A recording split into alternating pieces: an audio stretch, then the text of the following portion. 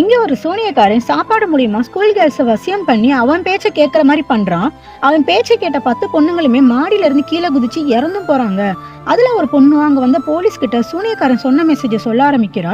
நீங்க அந்த பிரதாப்ன்றவனை கண்டுபிடிக்கலன்னா இந்த சிட்டியவே நாங்க நாஸ்தி பண்ணிடுவோம்னு அங்க இருக்க மத்த கேர்ள்ஸுக்கு சிக்னல் கொடுக்க, திடீர்னு அங்க இருந்த கேர்ள்ஸ் எல்லாருமே ஆக்ரோஷமா எல்லாருமே தாக்க ஆரம்பிக்கிறாங்க. அவங்கள தடுக்க யார் வந்தாலும் அவங்கள கொல்லவும் செய்யறாங்க.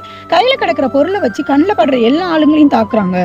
இதெல்லாம் பார்த்த போலீஸும் என்ன பண்ண யார் அந்த பிரதாப்னு தேட ஆரம்பிக்கிறாங்க.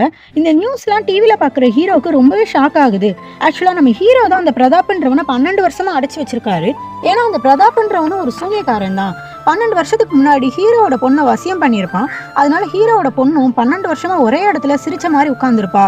ஹீரோ இப்ப யார் இப்படி பண்றான்னு யோசிச்சுக்கிட்டே அந்த ஸ்கூலுக்கு போய் அந்த பொண்ணுங்க கிட்ட, நான் பிரதாப் என்கிட்ட தான் இருக்கான், அவன் உயிரோட தான் இருக்கான், உனக்கு வேற என்ன இன்ஸ்ட்ரக்ஷன் வந்துச்சுன்னு கேட்கிறாரு. அங்க வந்த பேரண்ட்ஸுமே அப்ப பிரதாப்பை கொண்டு வந்து கொடுத்துடுங்க, இதெல்லாம் சரியாயிடும் அப்படின்னு சொல்ல, ஹீரோவும் நீங்க நினைக்கிற மாதிரிலாம் இல்ல, அந்த பிரதாப்ன்றவன் இவனை விட ரொம்ப மோசமானவன். ஹீரோ இந்த சூனியக்காரங்களால ரொம்பவே பாதிக்கப்பட்டிருப்பாரு. அதனால அவங்கள பத்தி இவருக்கு நல்லாவே தெரியும். அவனுங்க எல்லாருமே இறக்கமே இல்லாதவங்க, நம்மளோட கஷ்டத்தை பார்த்து தான் அவங்க ரசிப்பாங்க.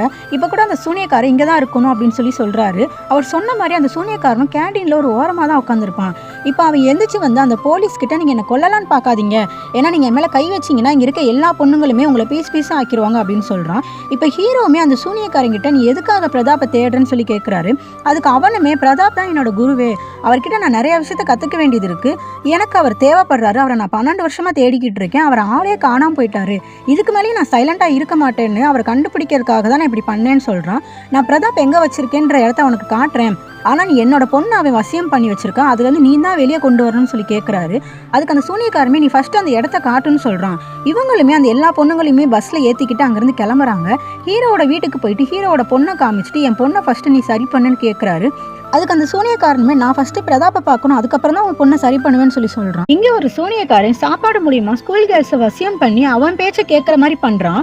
அவன் பேச்ச கேட்ட 10 பொண்ணுங்களுமே மாடியில இருந்து கீழே குதிச்சு இறந்தும் போறாங்க. அதுல ஒரு பொண்ணு அங்க வந்த போலீஸ் கிட்ட சூனியக்காரன் சொன்ன மெசேஜ சொல்ல ஆரம்பிக்கிறா. நீங்க அந்த பிரதாப்ன்றவனை கண்டுபிடிக்கலன்னா இந்த சிட்டியவே நாங்க நாஸ்தி பண்ணிடுவோம்னு அங்க இருக்க மத்த கேர்ள்ஸுக்கு சிக்னல் கொடுக்க, திடீர்னு அங்க இருந்த கேர்ள்ஸ் எல்லாருமே ஆக்ரோஷமா எல்லாருமே தாக்க ஆரம்பிக்கிறாங்க. அவங்கள தடுக்க யார் வந்தாலும் அவங்கள கொல்லவும் செய்யறாங்க. கையில கிடக்கிற பொருளை வச்சு கண்ணில் படுற எல்லா ஆளுங்களையும் தாக்குறாங்க. இதெல்லாம் பார்த்த போலீஸும் என்ன பண்ண யார் அந்த பிரதாப்னு தேட ஆரம்பிக்கிறாங்க. இந்த நியூஸ்லாம் டிவில பாக்குற ஹீரோக்கு ரொம்பவே ஷாக் ஆகுது. ஆக்சுவலா நம்ம ஹீரோ தான் அந்த பிரதாப்ன்றவனை 12 வருஷமா அடைச்சு வச்சிருக்காரு. ஏன்னா அந்த பிரதாப்ன்றவனும் ஒரு சூனியக்காரன் தான்.